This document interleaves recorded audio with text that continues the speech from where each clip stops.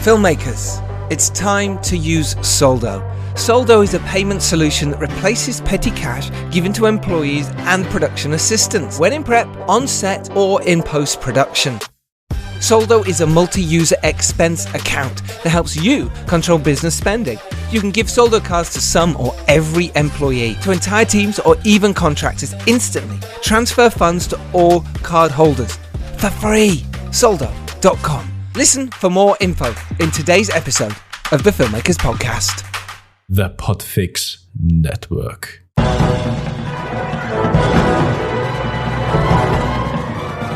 Hello and welcome to episode 260 of the Filmmakers Podcast. This is a podcast where we talk filmmaking, from indie film to studio films and everything in between. How to get them made, how to make them, and how to try not to F it up, in our very, very humble opinion. Today on the show, we have the very fantastic Lauren Hadaway. Now, she has just written and directed her debut film, The Novice, which is about a college freshman who joins a university rowing team and undertakes an obsessive physical and psychological journey to make it to the top, no matter the cost. It is similar to Whiplash or Black Swan. It is fantastically performed by Isabel Fuhrman and Amy Forsyth, and Delone as well. The cast are amazing. And Lauren has smashed her feature film debut out of the water. Literally, because it's a rowing boat on the water. See what I did there? But to get to making her debut feature, what was Lauren doing? She was a dialogue ADR or a supervising ADR editor, and she worked with the likes of Quentin Tarantino and Damien Chazelle, just to name a few. Some of the films she has worked on are Jack the Giant Slayer, Pacific Rim, Riddick, Whiplash, obviously, Transformers, Unbroken for Angelina Jolie, Selma. These are Oscar-winning movies. Southpaw, The Hateful Eight, Warcraft, The Conjuring 2, Underworld Blood Wars, and Zack Snyder's Justice League, as well as Army of the Dead, which is out now as well. She is a superstar. She is brilliant. She's so insightful.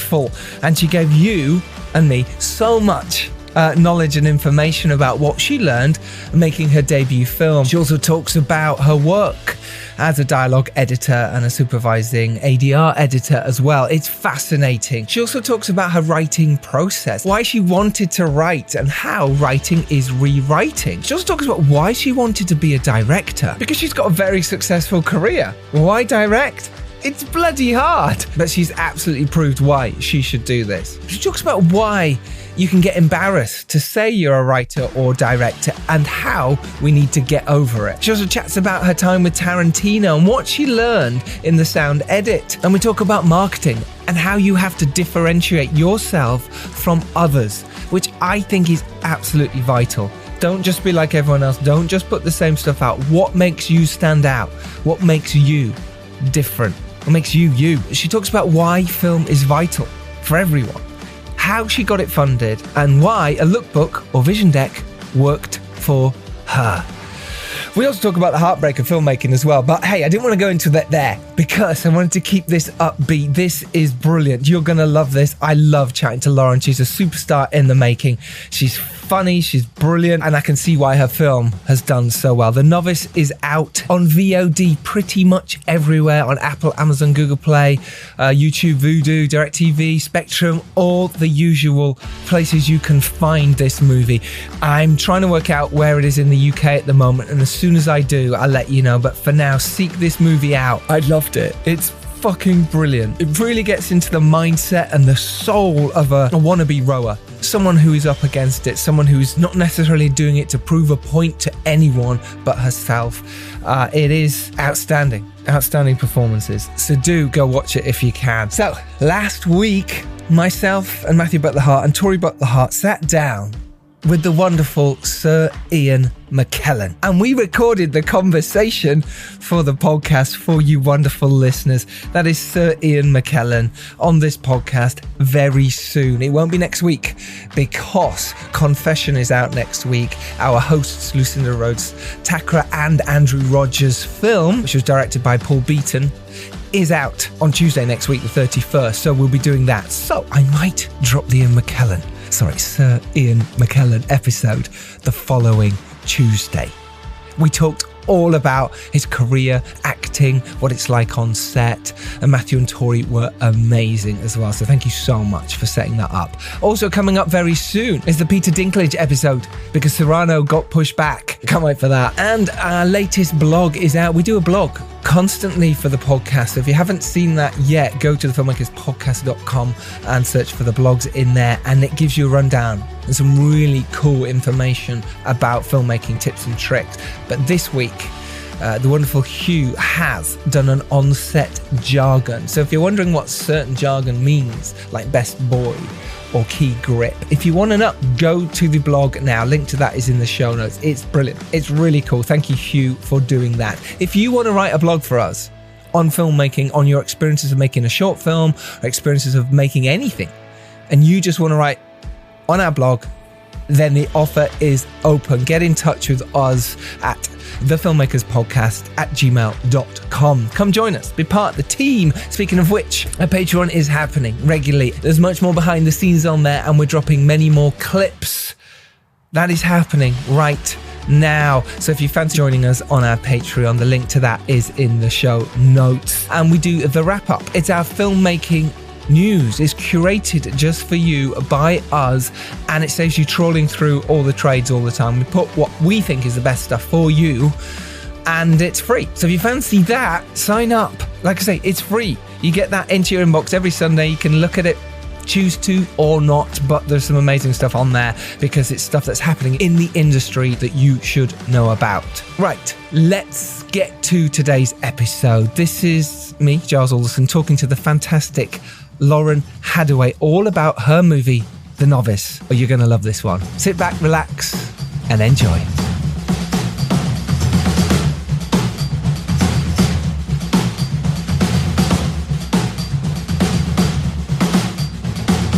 Hey! What's up? How are you? You all right? Is everything good at the moment? Yeah, I'm good. I've been in a writing K-hole here in Paris. So taking a step back to go back into the novice land for a bit. And how is that writing cake hole going? K-hole. Writing K-hole. Because I like to write with other people. I like to bounce ideas. That's me. That's what I like. I get lost on my own. You seem like you're okay on your own when you're writing. You don't seem like you get, like, say, phased. You can just power through it because it can be tough. Oh, yeah. No, I get like totally in my head. I don't think about anything else. I'm in the shower. I'm thinking about what I'm writing. I'm writing all day. I'm doing my thing. But of course, what I like to do and what I've been doing on this thing that I've been writing is send off, I basically rewrote half the script that I'm working on, sent off those pages to the producer to kind of read and see how they're working, get some feedback. And then it just kind of spurs ideas. So I don't know if I'd like writing with people so much. Never say never. I haven't done it, but I need that. You got to have someone to bounce off to tell you did something fucking stupid. Because, the dream as a writer, you send something off and you want them to reply to you like, wow, this is perfect. You don't need to change a thing. Totally. It's the dream. Just doesn't happen. And once you get over that beat of like wanting to just end it all and like jump off your fifth floor balcony, then everything clicks again. And then you feel motivated again, and then you dive back in again. And so it's been that kind of process the past 2 weeks since I got back. Yeah. Right. And what is your process? Do you like to beat everything out? Do you like to get a treatment set up first, everything beat out, or do you just hack straight into it? I mean, it's varying now because now that I've signed with CAA and doing some stuff for other people, it requires pitching things out a little bit more. But my sort of pass with the novice, with this thing I'm writing, with other things, I tend to do a vomit pass. Like usually in 3 weeks, I just in the cake hole, whatever you want. I love it, yeah. In that hole, just going, I spit it all out, get it on the page, and then you kind of discover the story usually along the way and the characters along the way. And for me, the real writing, I think, is rewriting. And usually, I have moments where I stop and beat out, like try and figure out what is the halfway point. I think in like 4 acts usually, and try and figure out those big points. But it's constantly evolving. I can't stand outlining things to the ad nauseum. Like people talk about having note cards and shit. I'm like, that's not for me. I can't do it. I've tried it. Right. Not my thing. You know, I like a little free flow. You got to have the magic. All of my best scenes I've ever written have just come up in a manic moment of writing, and it just like pops in your head and you just fucking go. And you can't get that if you're obsessing over an outline. That's so true. That is so true. We can get bogged down in writing and all the books, and we think we have to hit beats by certain points. And maybe down the line when we're delivering, we're doing those, maybe. But when we're just trying to get an idea out and get it to a mate that you hope says, that's the best thing I've ever read. Yeah, you just want to get through it. And I love that. I like to be freeform as well. And I think it's really important our listeners know that there's no one set way. Whatever works for you, right? Whatever you feel best in. Is that something you've kind of always, taught yourself to write? Because obviously you come from a sound background, ADR background, you come from that world. The writing side of it, again, it's very different. Did you sort of teach yourself? Did you learn that way? Yeah, I mean, I think growing up, if you would ask me when I was 10 years old what I want to be when I grew up, it would have been a quote unquote author. I've always been writing stories of some kind, no real structure or real idea what I was doing other than being lost in that kind of fantasy land. But when and then I saw Kill Bill when I was 15, and I was like, I want to be a fucking director. And I wasn't thinking about writing screenplays really in that way, but then went to college and was kind of overwhelmed with everything there. University, in college, France is a junior high, so I don't know what it is in the UK, but went there and didn't think that I could compete against all these other dudes and all their fancy equipment, and they're all from big cities and this and that. When I got to college, I fell into post-production and editing specifically, which I think is an extension of the writing process in a lot of ways, which is probably why I gravitated towards it. But didn't really start writing. I was writing novels and things, quite honestly, and I thought that I would do... I thought that I would be, a sound person by day and maybe eventually publish a novel, maybe. And I have novels in drawers that no one will ever read. I've looked up querying. I did that whole thing. And there's probably a period when I moved to LA. I moved to LA in 2012. Okay. And probably from 2012 to 2016 when I actually made the 5-year goal to transition into writing and directing. Yeah, I was reading tons of books on writing, reading tons of screenplays, watching the interviews, doing all that. And in hindsight, and I was trying to get things out at the time and thinking like, whatever I'm writing right now is fucking amazing. But in hindsight, that was definitely, I think, kind of my screenwriting college, I guess you could say, was like those 4 years of just obsessing over that. So when I wasn't working a lot when I first started in sound because, I'm starting out. So I had a lot of time rotting out of Starbucks. I even wrote at the Starbucks. Like I didn't even write at like a classy, cool little vegan cafe. No, I wasn't even proper. Yeah, it wasn't even proper LA. It was a total like Texas hillbilly right in Starbucks. Love it. No, I think all of that probably soaked in some regard, but it wasn't, I think, until The Novice, which I wrote the first draft July 2017, that when you send things to people are generally polite with their notes. But you don't realize until you get enthusiastic feedback, the difference. So it was like with The Novice was the first time I sent it to someone, and I realized the difference between polite, positive feedback and enthusiastic, positive feedback. And then I was like, this is what I've been after. And so then kind of, everything clicked from that point. Amazing. And you actually made the short film of The Novice, right? Called, is that correct from my research? Kinda. Okay. Yeah, it's on my IMDb. So what that is I 2017, I kind of tentatively sent the script out to like the one friend who knew I was writing. I put it on the blacklist at the time because I was trying to get unbiased feedback. I was not an out quote unquote writer. Like I was, because it's fucking embarrassing. You're in LA. You're like, I had a pretty good career going for me, and to tell people like, I want to be a writer director. It's humiliating. So I wasn't telling people what I was doing. And I wanted this kind of unbiased third-party feedback. But in that time, too, I was imagining a Novice much more like even lower budget than it ended up being. And was thinking about, I knew shooting on the water would be a nightmare. So wanted to test out using drones and seeing if you could use those to like avoid having to get a follow boat, whatever. I didn't have a lot of production experience. I'm not coming into directing from doing tons of short films and music videos and commercials. I don't have any of that.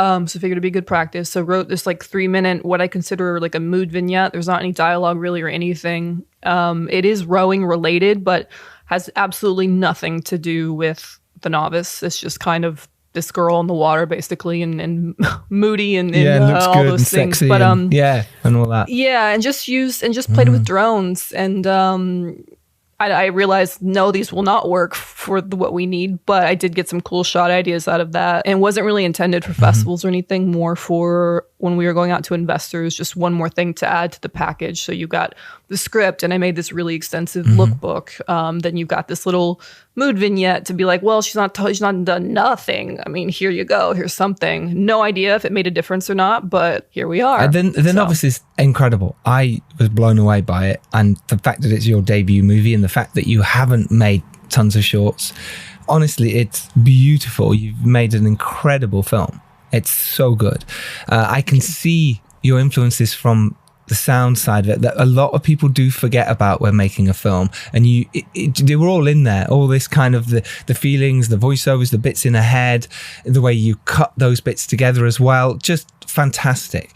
Before we get on to the Novice, I wanted to find out about how you actually started in sound and that whole world, re-recording mixer, supervising sound, assistant dialogue editor, because that's a fascinating world we don't often talk about generally as filmmakers, but also on this podcast. And you've worked with some, on some amazing films, Conjuring 2, you've worked with Tarantino, who you said kind of wanted to get you into writing and directing a minute ago as well.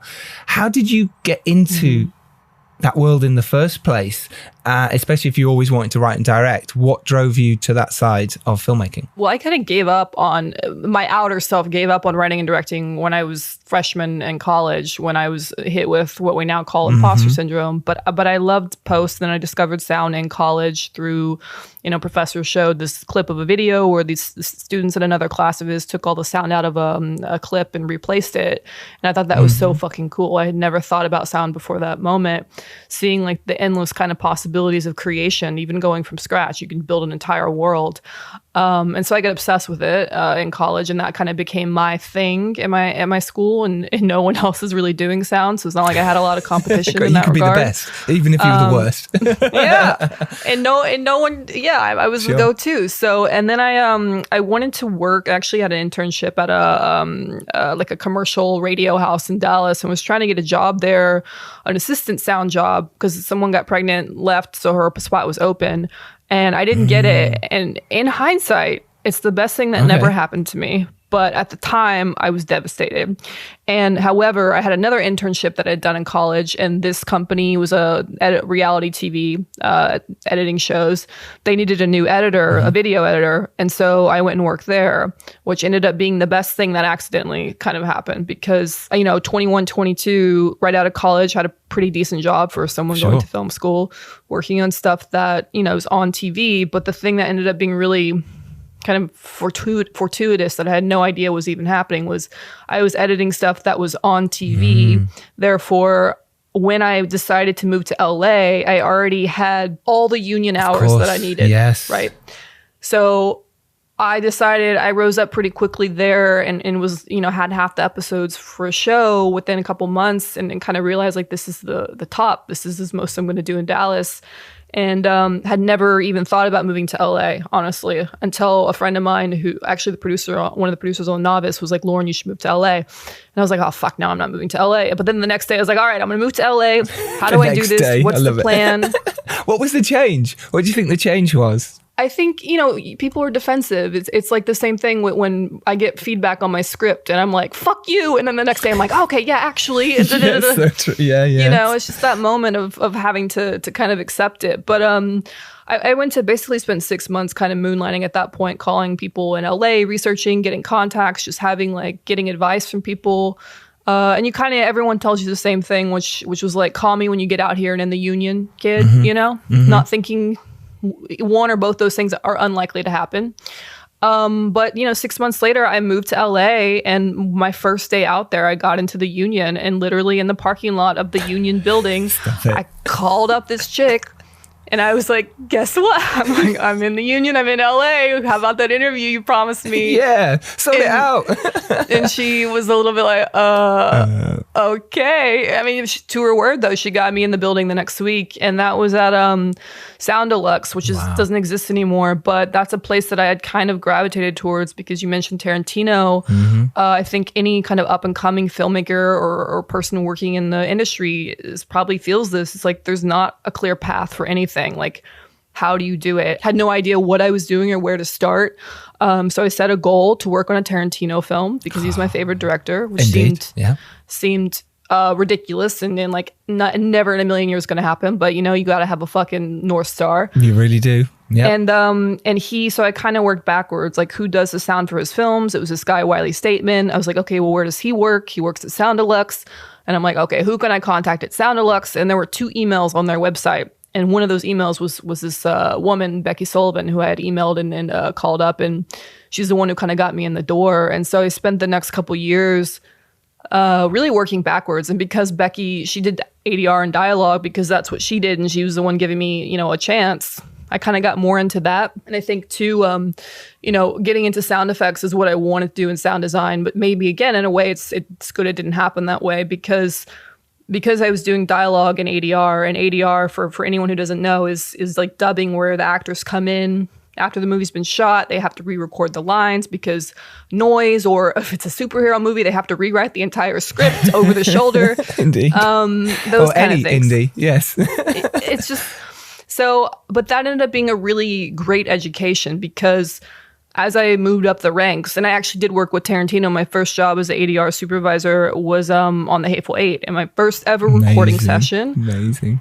was with Quentin Tarantino to record the voiceover for the Hateful 8. I was like 25. Were you shitting yourself? I was fucking dying. I'd set this goal when I was 15, and 10 years later, it's happening. Here I am in this room, like shaking, trembling, like a whatever, and I hear him coming in from the background. I'm like, oh my God, hey, here I am. I'm here, everyone. And he shows up, and I'm like, holy fuck, this is it. And then, being on the mix stage with him too. And then from that point in my career, that was kind of my big quote unquote break, I think. And then from there, I was getting hired on more and more projects, bigger roles, more time on the ADR stage, more time working directly with actors. Like no one else in sound. Yeah. Cutting explosions and doing the fires and, all that shit is car chases and Fast and Furious. Amazing, fun stuff, really creative. But I got to be on the mix stage with directors, with editors, with producers. I got to hear about all the problems. I got to see, how the film changed from the 4-hour assembly down to whatever ended up in theaters, scenes that are cut out, that are reworked, moved around, hearing movie dialogue, 100 times for every scene, seeing what's being reshot, and then being on the ADR stage, watching directors interact with actors. Lots of times directors can't be there because either they don't want to, everyone hates fucking ADR, including me. Either they can't be there because they're doing a million other things, or they don't want to be there, or whatever. So a lot of times it was me working with the actor, having to get what the film needed. And me, 26, 27 years old, having to tell Amy Adams or Ben Affleck or whoever, like, I need you to do this.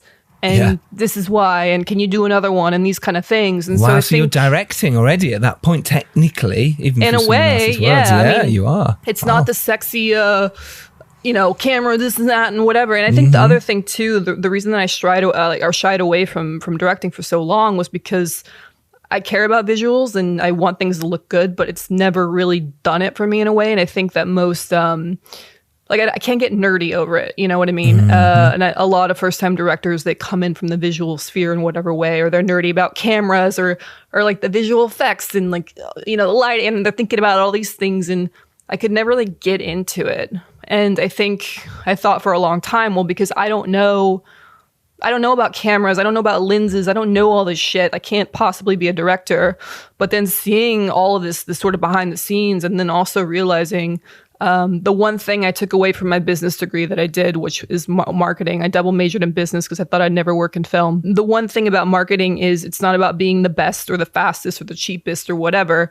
Marketing is about how do you differentiate yourself from everybody else, right? So for me, I realized, okay, maybe this is actually good that I'm coming in from this other world. I have a different point of view. I can bring something else to this that other the 90% of wannabe directors coming into it aren't going to approach it as. And then too, just kind of seeing, I think, the other thing, me coming from a small Texas town, I imagine everyone working in quote unquote Hollywood is brilliant and a genius and like creative as you can't possibly compete. And then you see how the sausage is made. You see behind the scenes. And there are some brilliant people, but for the most part, people are just good, hardworking people who they've been doing it for a while. Maybe they had a lucky break, whatever. And then there's some real fucking idiots, frankly, who are working at a pretty high level. And you're like, you know what? If this guy is in the room right now, why the fuck can't I do it, right? So all of these things kind of congealed. And then I got hired on Justice League when I was 26, 27, which for me is a huge job. The film, I know, it's got a whole history. I've worked on every iteration of that film, including the Snyder Cut. But it was a huge job at the time. And that kind of gave me the confidence at that point. It was November 2016. I was in a parking lot, actually, and I said, I'm going to transition to writing and directing within 5 years. So 5 years, 1 month later, The Novice came out. Amazing. Boom, did it. Boom. Set those goals, You set those goals, and 2 huge goals you set for yourself, you did. Because a lot of people say, right, I'm going to be a writer-director. Oh, I'm going to be a director, or I'm going to be a producer. But it's getting that step, it's getting it done, and finding an in is one of the hardest things. And you found your in was right. Okay, well, I know how the mechanics of a film work, I understand the back end of it. And people just seem to think sometimes, I can just go be a writer, director, producer, I can just go do it. And it's like, no, you've got to think, what's your way in? It's a really difficult process. You can't just go do it. And you've really got to think about it. And I love having goals, and you've set your goals brilliantly. And I think that's really clever that you did that. Did you always know it was going to be The Novice? Had you written other projects that you thought might be your first before that one? Or was it always, I want to set it in this psychological world, in this girl's head at university, and in similar ways to what you were doing with your career as well? It's like, how do I break through these barriers of all these people who might be perceived as better than me and having to push harder than anyone else, which is, what she does in The Novice. Yeah, I mean, I had written, I guess, one script in college. I don't even know where I'm sure it's absolutely fucking horrendous. And then I wrote blacklist, it's winning. Definitely. And then I wrote one more thing, probably 2014. Also, I'm sure extremely horrendous, and everything else besides that I had been really focusing on, again, novels and drawers. But when I set this goal, it's like you said, a lot of people, the thing about LA that most people in LA are probably familiar with, a lot of people talk, but they don't really do the walk. And so for me, when I set this goal, I immediately got very active in sort of planning what I was going to do and being maybe a little bit overly analytical about it. And I started researching, my favorite directors, how they started their first films, the scope, the scale, reading tons of articles and interviews and, everything I could, trying to soak it up and figure it out. And the thing that I came away with was this cliche advice of, write what you know and write the story that only you can tell. And I was a collegiate rower. I did 4 years of it. It was I was obsessed with it. I mean, we were rowing 20 hours a week on top of everything else that I was doing. And my senior year of rowing really felt like survival because, 20 hours a week, I was taking 18 hours. I was doing an internship. I was working. I was very active in the film club. I was volunteering. It was all this stuff. I was just fucking exhausted and waking up for 4 years at 5 a.m. Yeah. So I thought and rowing is not a sport that's really been explored on screen for a variety of reasons. And except for the scene in The Social Network, I had never seen anything else that really captured what to me it felt like to have gone through that experience. And I actually remember getting my first Blacklist review back. Oh my God. Yeah. In the UK, actually. I was in the UK too. It was it was a 7, which for me was which is a big deal for me. Very good. And so that kind of gave me the confidence, okay. And in terms of deciding to direct it too, I remember I had a meeting. My friend had introduced me to his kind of friend/manager, just to a general to chat. And he'd asked me, what do you want to do with this? You want to write it? You want to sell it? You want whatever? And I was like, well, I don't really know. I mean, I fucking knew in my gut. Sure. I wanted to make it, but yeah. But you were scared to say, I want to direct it, right? And he's like, well, you need to figure that out. And when he said that, I was like, well, fuck, I'm fucking doing this. And then... Yeah. The next day you went, I'm fucking doing this, right? Probably, yeah. But it is really scary to own stuff and to be upfront. I mean, and there's also a fine line with being delusional and being kind of focused and stern about what you want to do. So I think it was just trying to walk that. But yeah, I mean, it was a gradual process. Amazing. Do you want to give a little pitch as to what the film is, and we'll drop the trailer in? The Novice. It is a story of an obsessive collegiate rower who climbs the ranks of her college's team. It's a little bit like Whiplash, Black Swan. It's been kind of described as, but set in the rowing world. I presume you guys are all here for the Wellington Novice Rowing Program.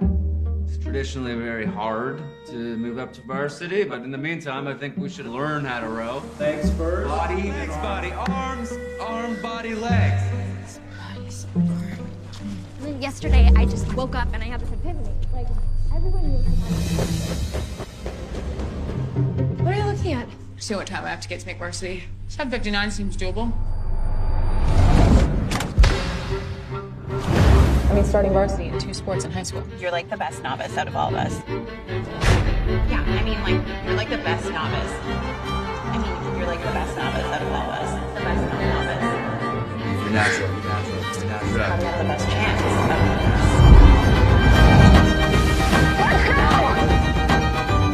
You shouldn't be stressed about school. You're the smartest in our high school. I'm not stressed about school, and I work the hardest. There's a difference. Relax. I'm relaxed. We can't be psychotic like you. Some of us have lives. Your mistake is that you always stick to what you're good at. You had the best time. It still wasn't enough. Relax. You're like the best novice. You gotta let it go. It's buddy for arms are better. It was my fault we lost. Give yourself a break. Relax. Relax. Relax. You don't understand how hard I have to push myself to be the best. I can't keep watching you do this. I'm just gonna go to the bathroom.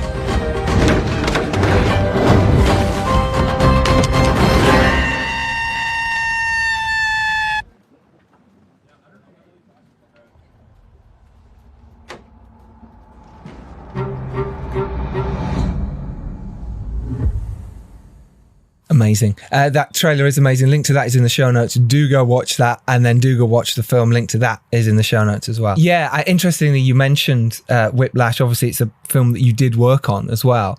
And this reminded me of Black Swan. It reminded me of so many of those films where you get inside the actor's head, the psychological side of it. And I loved that.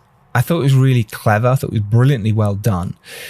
Did you, from the beginning, think about how to do that? Because it's not easy. It's not easy. It's on paper. You can kind of write it, but actually to film that and to get right inside a performer's head and think about how you're going to shoot that.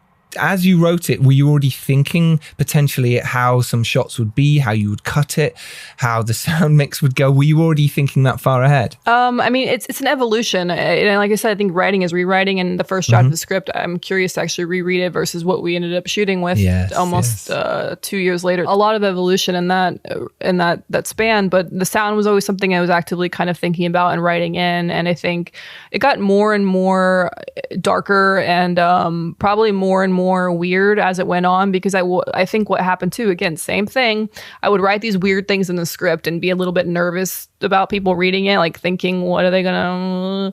And people would always, the things that were the weirdest, people would respond to the most. And so it just gave me this confidence, like, fuck it, I'm going to do whatever the fuck I want with this. And to go kind of as far as I did. But I think the other thing, this is the sort of obsessed artist film. And I love those types of films. I love Whiplash. I love Black Swan. I love any film. I fucking... The Wrestler as well. Wrestler, die for them.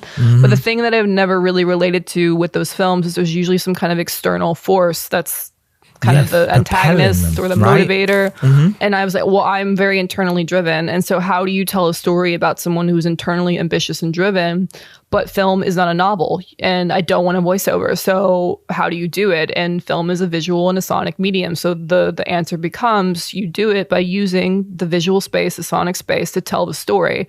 And one of my sound mentors, Wiley Stateman, actually the Tarantino guy, he said something to me in regards to sound once, which was, well, he said two things. He said the best directors always have intention with everything they do. And he said too that sound, whatever, if, I'd cut something in, he's like, why is that there? And he's like, you need to be able to tell me why that's that's there. Like, what is it adding to the story? Everything has to go to tell the story first. So this film is very sort of weird and stylistic, and it's not like if you're thinking it's going to be an average inspirational sports film, it's not. It's dark, it's fucking weird, it gets trippy.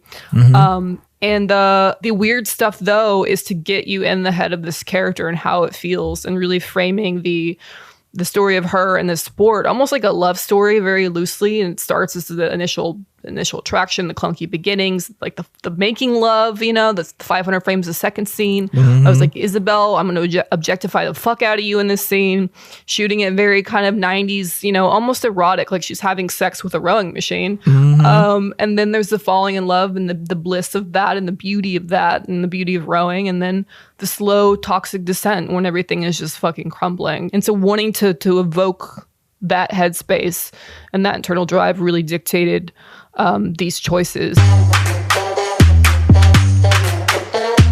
Oh, we're playing a new jingle, which means it's a new section on the Filmmakers podcast where we talk to our listeners. They can ask any question they like. And this week we have on the fantastic Teddy. Teddy, hello.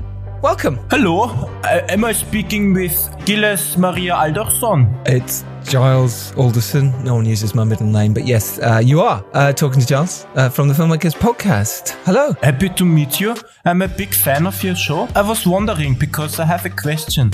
I'm an accountant and I want to make films, but I often don't have the time to develop ideas or something. So I wanted to ask you, because you did so many films in the last year, right? You did The Strange Enough Bad, you did Rules of War, you did the 3-Day Billionaire thing, and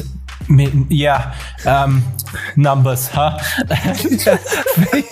I was mixing them up. That's why I want to get into film. Or my chef wants me to get into film.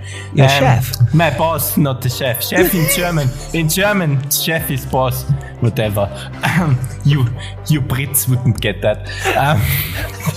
Wow. Well, thank you for your question. You want to know how to get in. Interestingly, you sound very much like Toby V's, who's often on this show as a host. Oh, that can't be. I don't think I sound like this dickhead. Well, I love Toby. I think he's brilliant. Well, to answer your question then, since we've got, past that bit, it's very difficult. You've got to juggle a lot when you're making films, especially when you're a producer or you're the director. It isn't easy. But as you're an accountant, I imagine that you use Soldo, right? Nein. Sounds interesting, though. Yes, it is. It's absolutely brilliant. I use it all the time. It's a payment solution that replaces petty cash given to employees and production assistants when in prep, on set, or in post-production. So anyone can use it. It's fantastic. Thank you. I will take your advice into account. Thank you so much. Thank you. So, basically Soldo, if you don't know, is a fantastic platform for the independent filmmaker. It's a multi-user expense account, and it helps you control business spending. It means you can give your Soldo cards to some or every employee. Link to that is in the show notes. It is soldo.com. And this was clearly not an advert. Let's get back to the show. Did you get images, as your lookbook? You mentioned earlier you got kind of a lookbook. Were you taking images from other films? Were you devising images yourself?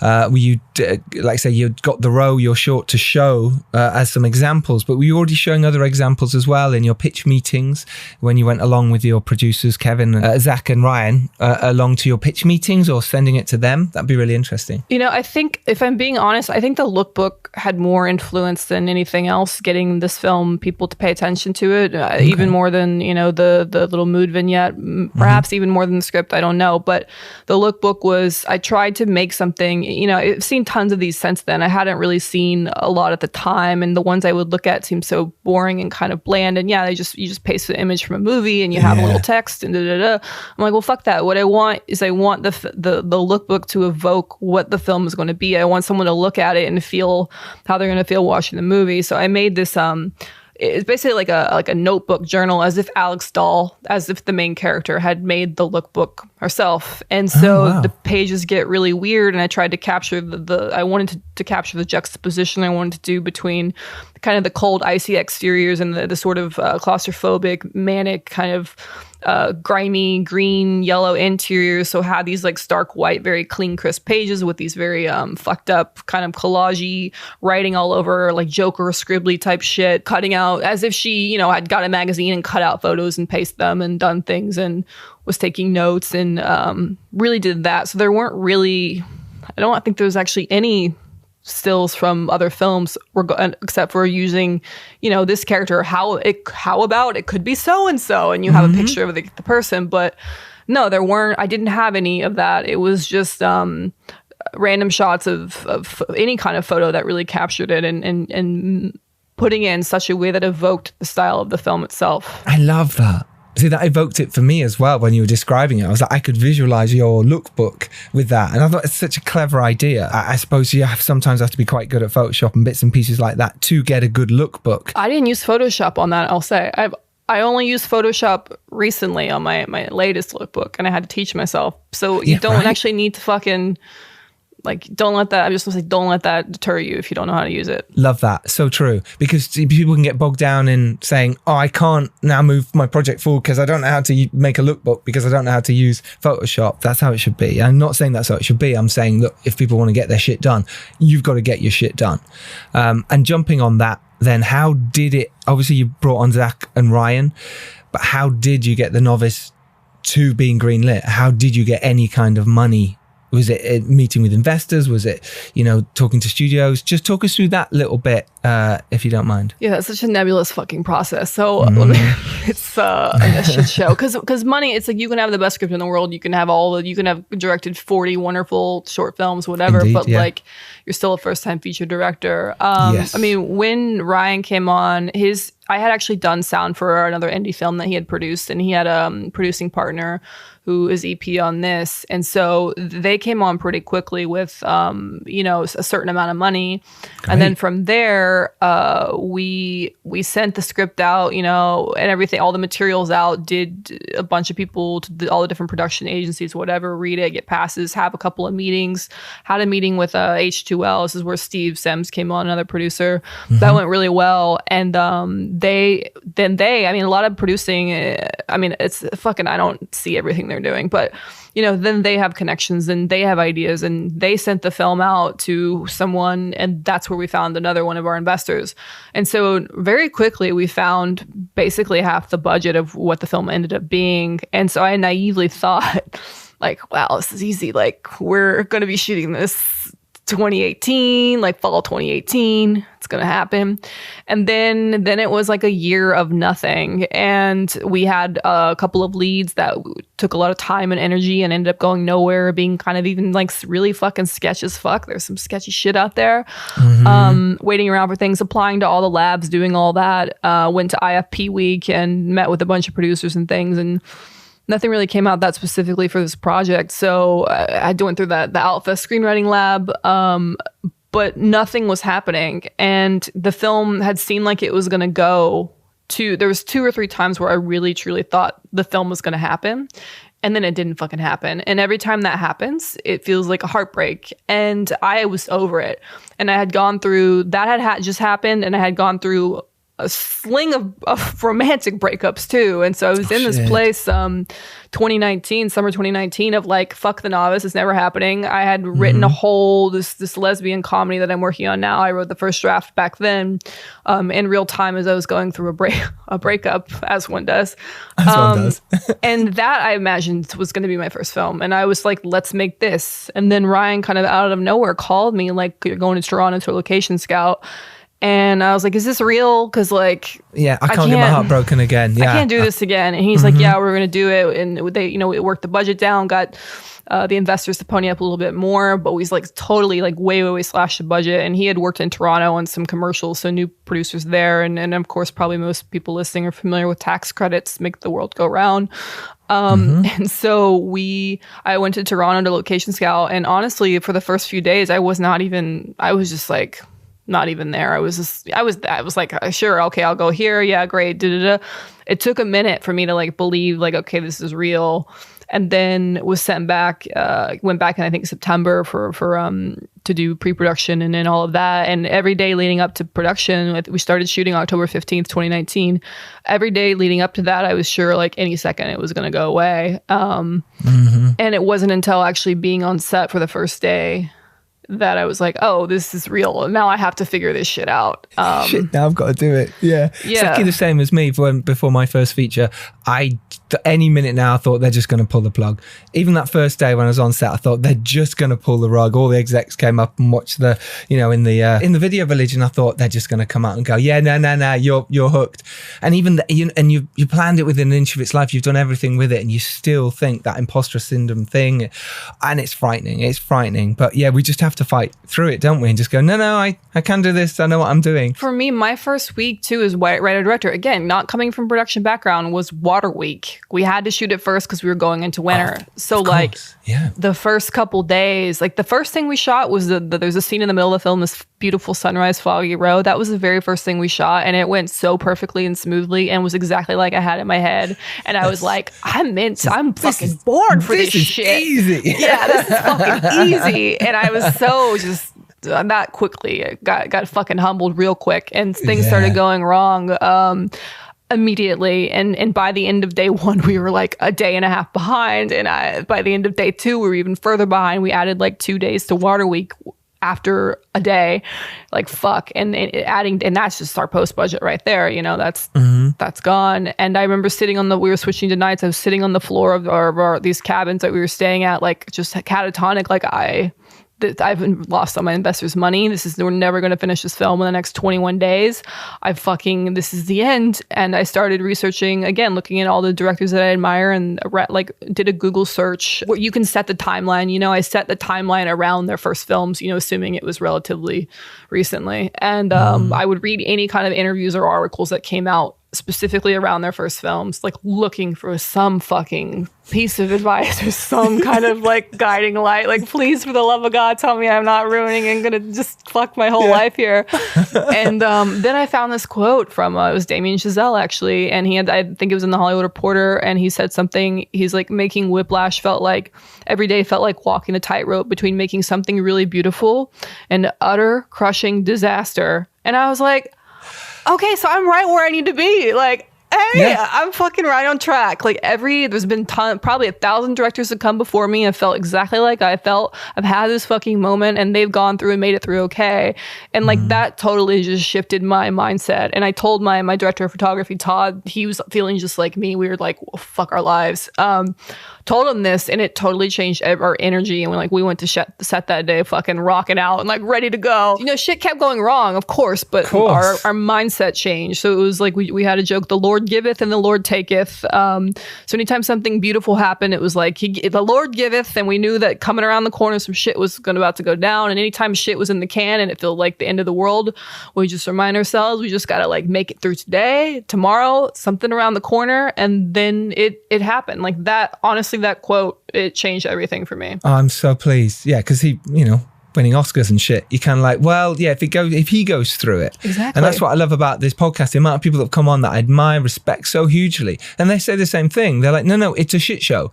I felt like I'm imposter and I shouldn't be here. And you're like, you felt that way? And as soon as you realize that as a filmmaker, you go, oh, it's okay. I'm allowed to fuck up. We're allowed to fail. It's okay. Just get better at it. Learn from it and get better. Well, hopefully like in real time as you're making it, because absolutely, because you ain't got long. You got 21 days, so you better fucking pull the plug out now. Speaking of which, plug there. You're filming on water, right? And you mentioned you did some drone stuff in your kind of look real, if you like, for the row.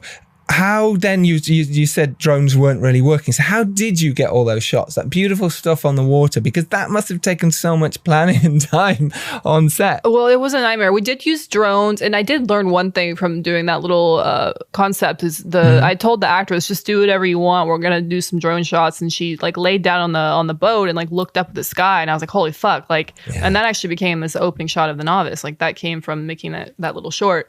But we used drones in regards to that. because I knew I wanted to capture those overhead shots to capture the beauty of it. But everything else, aside from those overhead, are the really, really, really high ones.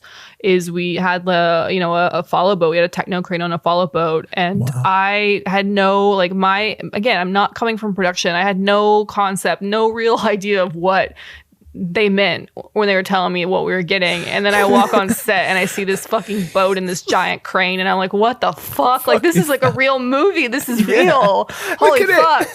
Fuck. I was just imagining some guy with like a camera on his shoulder, like in a little fishing boat, you know. Absolutely. Someone holding him as he got pushed further out. Yeah. Amazing. But no, I mean, and it was the thing that was a challenge for the first week was no one on the crew aside from myself. The director of photography had rowed like a month or two freshman year of high school, but no one else on the crew knew anything about rowing, right? So that also becomes something, just telling like, you can't step here, the boats move this way, they can't move this quickly, like you cannot drive this fast by a boat, you're going to swamp it, like boats almost got swamped, like all these different things were happening, and figuring that out. So it was, and that's probably why, you know, a lot, and the weather too. I mean, it was raining and freezing, and that's a lot of the issues that came up. But and lightning and all sorts of weather related issues. The city even opened the fucking dam at one point and was like draining the lake, and fuck's sake. But especially with me and Todd figured out, like, every morning we started having these meetings, just the two of us, going exactly through what we needed to tell the story again. So what shots do we need, especially with the final race? We shot it over the course of 3 nights. We only had time for basically one take of everything that you saw. So a lot of the shots you see in one frame in either direction is unusable. I did a lot of creative kind of things in the mapping and trying to move things around to make things work. Like if you look at the key frames on some of those shots, it's insane. But we need this. We need to see the boat coming in. We need to see this is what I was going to tell you earlier. You wish you knew how to storyboard. Well, you don't have to be fucking good at it. Like my producer tried to get me to work with a storyboard artist, and I'm like, I don't understand like what I'm doing with them. I'm just gonna draw. I'm just gonna write them like stick figures. So I had stick figure storyboards. I do it. Yeah. And me and Todd sit down. I drew my stick figures. Like, we need to see the boat coming in here. We need to establish this character looking this way. This character is like now passing this character. This character is now in front of this character. Establish like their eye lines so we can cut. Like, got exactly what we knew we needed, and then we had to trust when we were shooting. Like, if we got it, we got to check it off and move the fuck on, because. But that was the one scene when we finished shooting that was the one scene in the whole film. I was like, guys, I don't know if we got everything we fucking need. Right. I don't. And the editing on it was an absolute nightmare. But it works, you know. It works. Stuff's there, everything you need to tell a story is there, but it was a lot of creative. I mean, even doing like, I don't know visual effects either, but the shots were raining and then now they're dry. I literally just found some random like overroll at times, like the camera had accidentally like gone up and just the rain machine was just like accidentally recording it.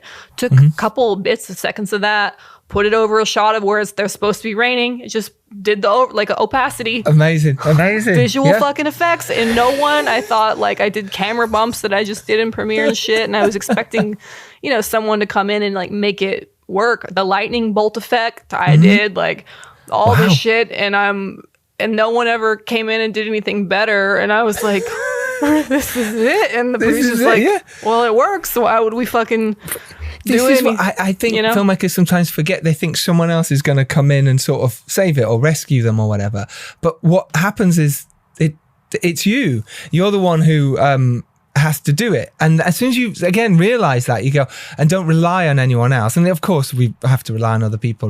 But sometimes it's just, no, don't expect anyone else. And if someone else does it, it's a bonus, right? If someone else comes in and makes it better. But they're not going to. Let me fucking tell you, on an indie film, it's not happening. It's got to be you or it's going to be no one. And the other thing I'll say too is you get one first impression with people, and you don't want to send your first cut without, again, like, what do you need to tell the story? Like, you need the sound effects. You need to have some kind of music temp score cut in. You need to have these moments. You need it to be feeling like a fucking movie as best as you can get it, because people work in industry, creative people, they're not going to be able to watch your dry fucking bare long ass cut with no pizzazz and be able to see your vision. Like, you have to put your fucking vision get in, like the best editors too, working in sound. You know, I've worked with tons of editors, and they're really like the second in command when it comes to post-production, right behind the director. But they're not just editing the film, they're cutting in sound effects, they're cutting in a temp score, or the, you know, the music editor too, but like they're doing all this shit. And so when you get the first cut of the film as a sound editor, as a colorist, whatever, there is already a rough pass done. And then of course, you know, someone who's better ideally comes in and makes it fucking brilliant. But like, you got to get it to at least an 85, you know, like you got to get it to the B, and then someone else comes in and takes it to the A+ level, you know. So right. And speaking of which, your cast, like the incredible, you know, Isabel Fuhrman, absolutely amazing, Amy Forsyth, the whole cast, I love them.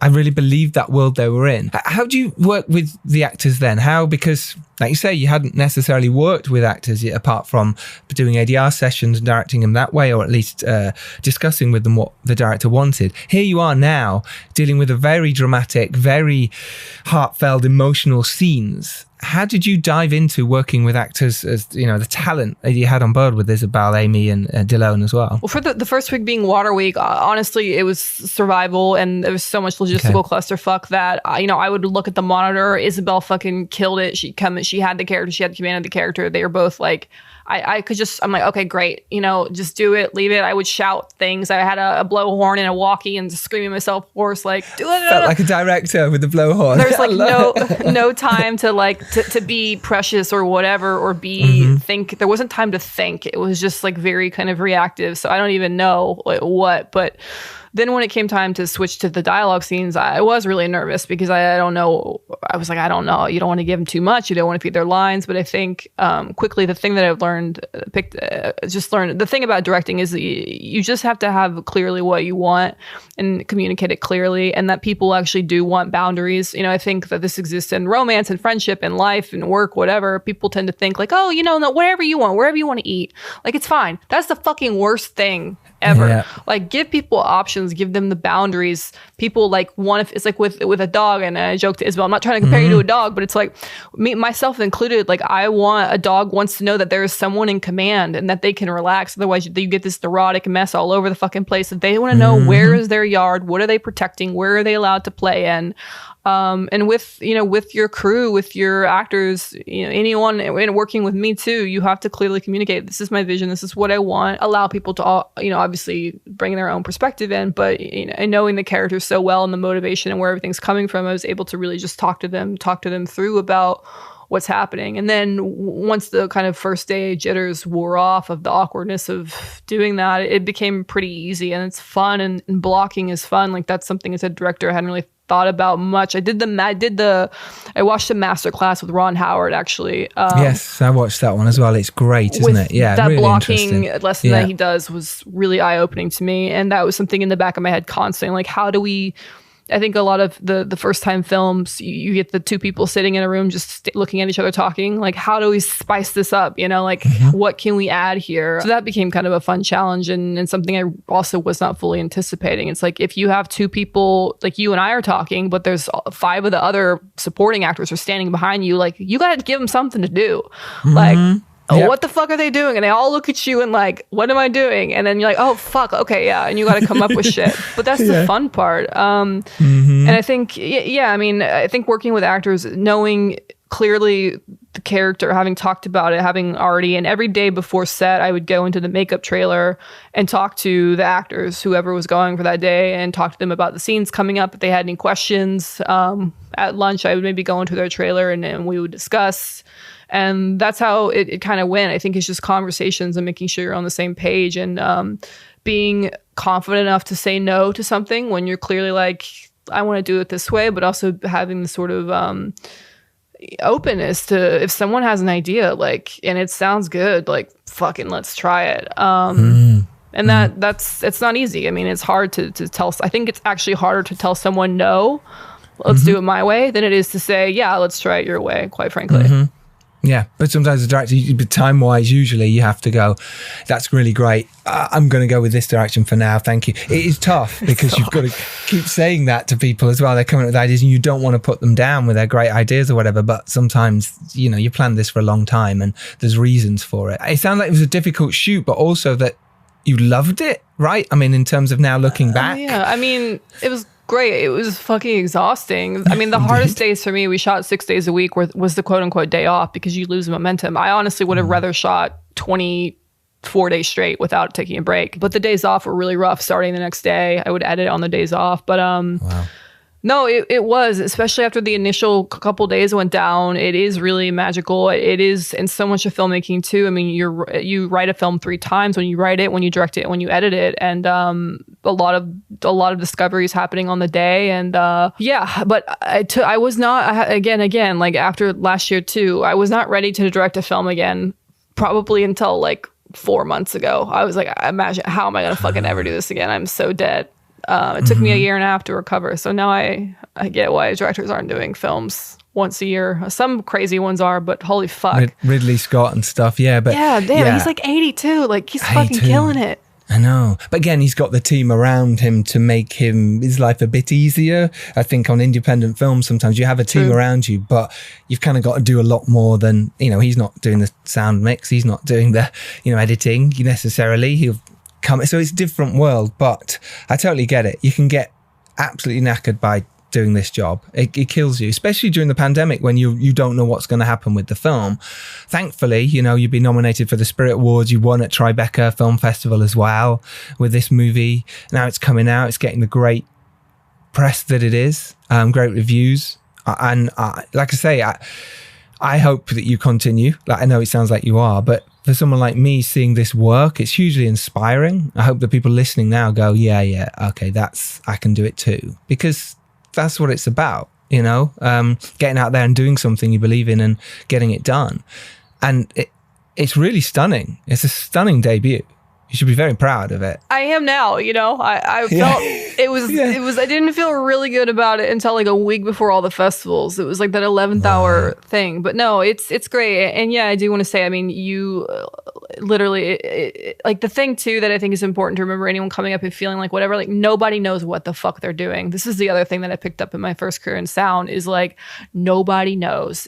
The thing that separates you and being like, puts you in the big chair is like the problems are coming. Like, it's just how you deal with them and just surviving. And the other thing that I learned too is if you freak out, if the editor, it's always the editor. I fucking love editors. They're so neurotic, but they're always like, where's that sound? Like, I had to cut a dog bark.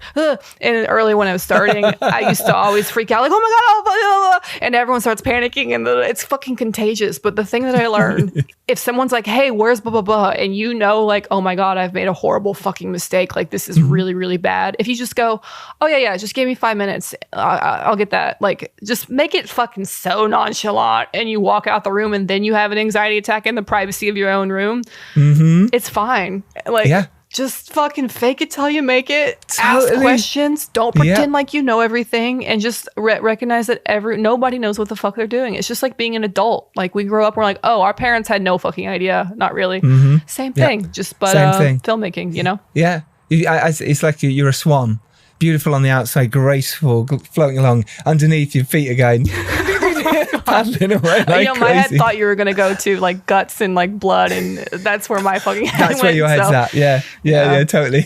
Yeah. My first film, the same. I love that. That's so cool. And then you got great release for it as well. You've got again, during that time of going, can I get this movie out? Obviously, your team are working hard to get that distributed for you as well. Did you have plans, or did your team already have plans in place to get the movie shown around? No, I mean, it's the indie route of like, we did not have a distributor. We made the film. The sort of question of what festival are we, if we're going to get into one of the kind of the big ones, if you don't get into TIFF, Sundance, Tribeca, or South by, then it's like, or to Telluride, it's like, well, then what's the play here? So one, the step was getting it into Tribeca, which that was fucking. I cried honestly when I was told New Year's Day 2020 that we had been accepted, and I was like, I fucking bawled because it was this huge weight. Even now, I'm like, oh my god, I'm gonna cry. It's this huge fucking weight off. And then at that point, like I wasn't even thinking about anything beyond that. Like that to me was all we needed. And then to win at Tribeca was, a big thing, and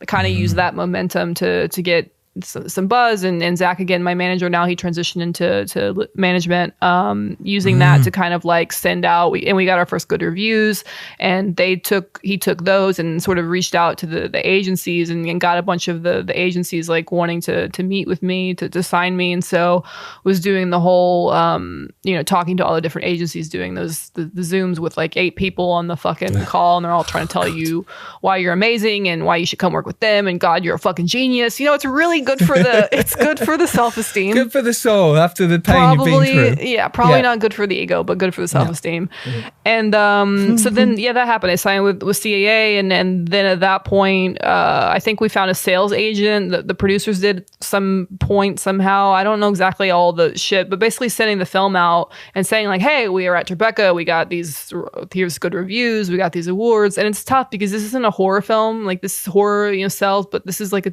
dark psychological thing, no quote unquote stars attached, and there's also a pandemic, and like it's like people are a little weird about buying things, and but we got we sent it out and then got a couple offers, and went with IFC. That was decided I think in August of 2021. So finished the film, I don't know, November, the final mix, November 2020. It was accepted to Tribeca January 1st, 2021. Tribeca was June, and then I signed with CAA July, August. IFC took the film, and then it came out in December. So, it's just like sending this whole fucking game, this whole filmmaking thing is really frustrating a lot because a lot of it is out of your hands. Like, I'm a control freak. We've just established that this whole interview, but like once you send it to people, you're just waiting for them to look at it. You're waiting for them to read. You're waiting for, and you're also, it's this whole penguin on the iceberg thing. Like no one wants to be the first penguin to jump. Once one penguin's like, yeah, let's fucking go, and they don't get just killed, then everyone else jumps in, and then so it's just this like slow momentum thing, and it feels never fucking ending, and it feels just exhausting, but it works. It's just a lot of hurry up and wait, and just like putting it out there, and you better have your own shit to work on in the meantime, because fuck, Yeah, it's the hardest. And people do think it's kind of, you've had a bit of success or whatever. Oh, it'd be easier for you. No, it's really hard. Filmmaking is really difficult. And even with a film as great as yours, you've proved today, how difficult it was to make it, how difficult it was during that time, the mental health strain on you as well during that whole time, and saying, God, and taking a year and a half to say, I want to make another film. That's a huge mental strain on your body and your brain. And there's no question about it. It's difficult. It's really difficult, but I am excited to see what you do next, as I imagine many people are, especially your new agents now. Looking forward to that next draft. Yeah, they sure are. Literally probably going to be sending it in the next couple hours. So how exciting. I know, trying to get the ball rolling. And thank you so much. You've given so much amazing advice. Normally at the end they go, give us some advice for someone coming through, but you've just given so much. I was like, well, you kind of absolutely nailed that. Thank you. Honestly, so much, Lauren Hadaway, for joining us. This has honestly been incredible. Real joy and so much information for our listeners. So thank you. Thank you. Fun talk beyond the usual talking points. So it's fun. Yeah, pleasure. The Novice is out now. Do go watch it. Links to that will be in the show notes. And remember, you can go out there and make your film. You can make it happen, whether it's in thunder, lightning, or in rain, just like Lauren did with The Novice. And if you are lucky enough to rise up and do well, it is your duty to send the elevator back down. Join us next Tuesday, as always. Thank you very much, Lauren, for joining us. Thank you. Take care, everyone. We will see you on the other side. Bye-bye.